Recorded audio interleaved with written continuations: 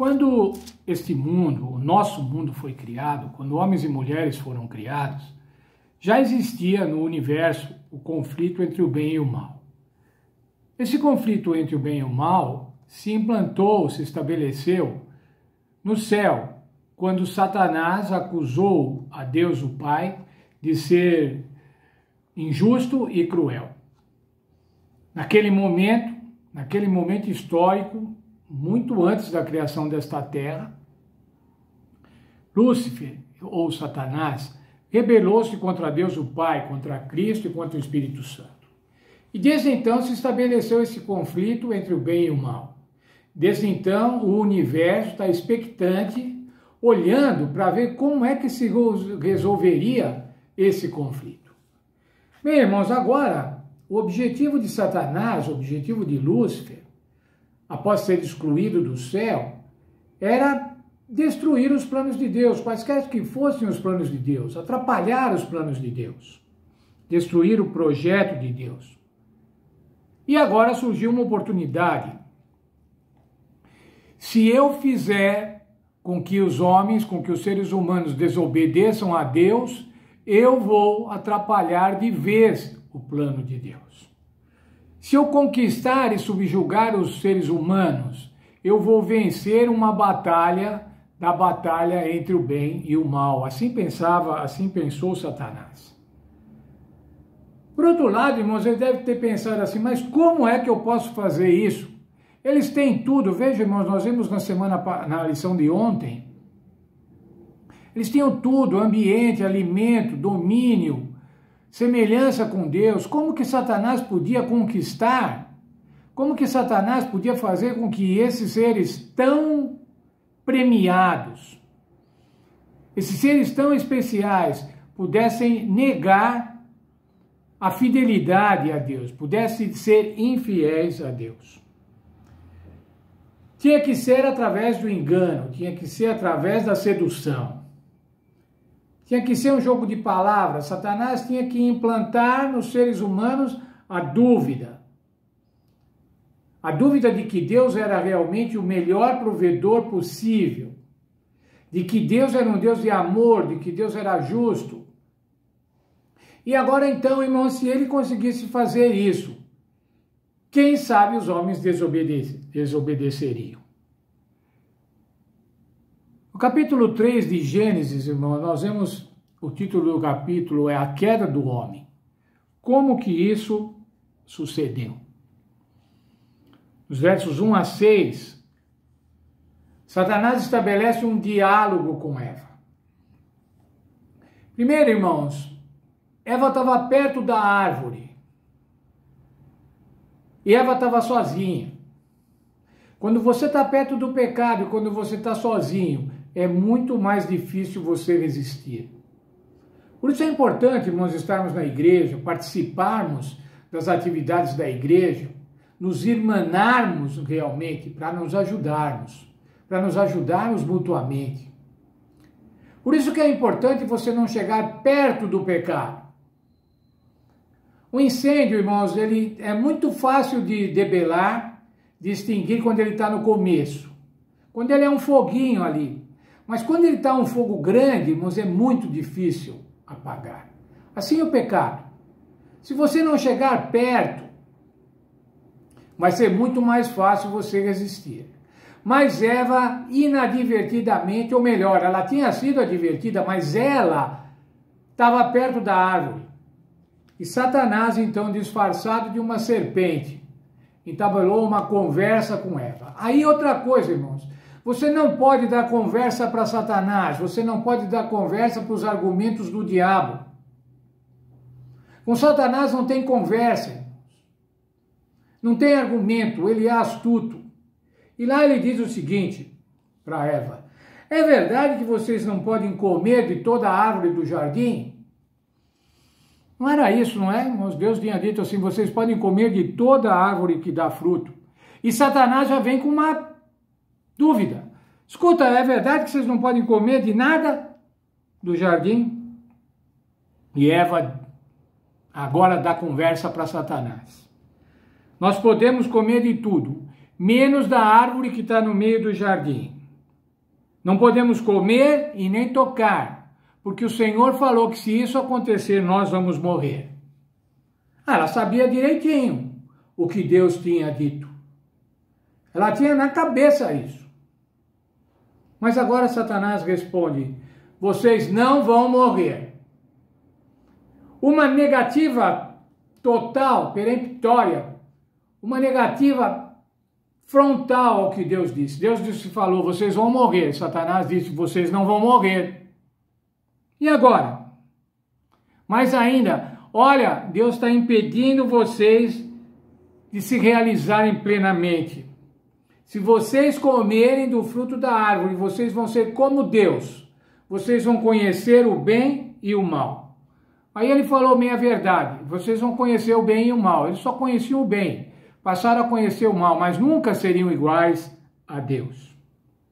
E daí, irmãos, então, depois dessa conversa com Satanás, 30 e poucas palavras, irmãos, foi suficiente para Eva balançar, para Eva duvidar do que Deus havia dito. E o verso 6 diz assim, de Gênesis 3, vendo a mulher que aquela árvore era boa de se comer e agradável aos olhos, e árvore desejável para dar entendimento, tomou do fruto e comeu. Boa para comer, agradável aos olhos. Alguns dizem que o pecado foi o pecado da gula, o pecado do apetite, mas não foi nada disso, irmãos. O pecado foi duvidar de Deus. Deus falou, vocês vão morrer. Satanás falou, vocês não vão morrer. O Senhor falou, vocês vão conhecer o bem e o mal. Outro falou assim, vocês vão conhecer o bem e o mal, mas vocês vão ser iguais a Deus. E agora estava estabelecida a dúvida, irmãos. Ela colheu e comeu. Ela olhou, viu que era bonito. Conversou com Satanás. Chegou perto do pecado, chegou sozinha. Conversou com Satanás. Tudo para dar errado. E o que aconteceu? Deu errado. Ela foi enganada. E ela colheu e comeu. Quando ela comeu, irmãos, quando ela colheu, ela duvidou do plano de Deus. Ela passou a confiar em Satanás. Eu costumo dizer, irmãos, aí ela escolheu a opção Satanás. Quais foram os resultados, irmãos? Os resultados imediatos, versos 7 e 8. Perderam o seu revestimento de glória, de santidade, de pureza, viram-se nus, acharam-se nus. Esconderam-se de Deus, ficaram com medo de Deus. Bem, mas e agora, irmãos? O Senhor que tinha abençoado, nós vimos lá no verso 28 de Gênesis 1, Deus abençoou. O Senhor tinha abençoado aquele casal, porque quando Eva comeu, ele deu para o marido, o marido também comeu. O marido não foi enganado, Eva foi enganada, seduzida, mas o marido optou por comer. Também não confiou em Deus, porque Deus provavelmente teria uma outra escapatória se ele não comesse. A humanidade não precisaria ficar comprometida. Mas o Senhor vai buscar agora, o Senhor que abençoou, Gênesis 3, 9, mas chamou o Senhor Deus ao homem e perguntou, onde estás? Deus não nos deixa no pecado, irmãos, Deus vai procurar, vai perguntar, onde está? Alfredo, onde você está? Apresente-se, Ele sabe onde eu estou, mas Ele quer que eu me apresente. Ele quer que eu saiba que Ele está me procurando. Deus tomou a iniciativa de manter o relacionamento. Eu costumo dizer, irmãos, se naquele momento Deus não procurasse o homem, os seres humanos não seriam mais seres humanos, seriam tatus. Iam estar escondidos em buracos no solo, de medo de Deus. No verso 14, irmãos, de Gênesis 13, o Senhor agora amaldiçoa a serpente. Ela é enganadora. Verso 14. Depois o Senhor Deus disse à serpente, porque fizesse isso, maldita é entre todos os animais domésticos e entre todos os animais do campo. Sobre teu ventre andarás e comerás todos os dias da tua vida. A serpente, irmãos, havia sido o meio pelo qual Satanás veio tentar Adão e Eva e fez com que Eva caísse e que Adão em seguida caísse também. João 8,14, João 8,44, irmãos, tem um verso lá que diz assim, sobre Satanás: vós pertenceis ao diabo, vosso pai, e quereis executar o desejo dele. Ele foi homicida desde o princípio, e não se firmou na verdade, pois não há verdade nele. Quando ele profere mentira, fala do que lhe é próprio, pois é mentiroso e pai da mentira. Satanás é o pai da mentira, irmão. Satanás é mentiroso, nunca se fixou na verdade. E ele continua, irmãos, mentindo, para que homens e mulheres se afastem do plano de Deus, se afastem do projeto de Deus. Mas veja lá, irmãos, Gênesis 3,15. Eu porei inimizade entre ti e a mulher, e entre a tua descendência e o seu descendente. Este lhe ferirá a cabeça e tu lhe ferirás o calcanhar. Primeira promessa de evangelho, primeira promessa de salvação. Haveria inimizade entre a semente de Satanás e a semente da mulher, entre a humanidade e Satanás. E da semente da mulher viria um que ia ferir a cabeça da semente da serpente.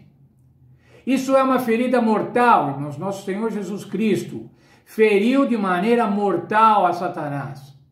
Quando Jesus ressuscitou, morreu crucificado e ressuscitou, estava selada a história de Satanás, irmãos. Estava feita a sua derrota total.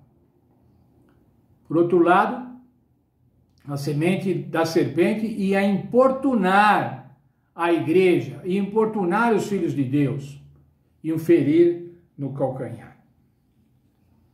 Essa foi a promessa, a milagrosa promessa, irmãos, que deu ânimo para Adão e Eva.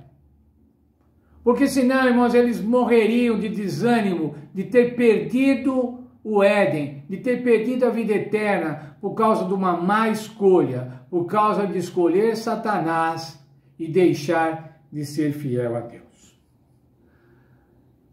Mas eu quero trazer uma pergunta para nós hoje, irmãos. Quero fazer a mesma pergunta que está em Gênesis 3:9. Mas o Senhor Deus chamou ao homem e lhe perguntou: onde estás? O Senhor Deus continua chamando a homens e mulheres, irmãos. Ele chama a mim, ele chama você e pergunta: aonde você está? Sabe por que ele pergunta isso, irmãos? Porque ele quer que nós nos acheguemos perto dele. Ele quer que nós percebamos se nós estamos longe ou se nós estamos perto.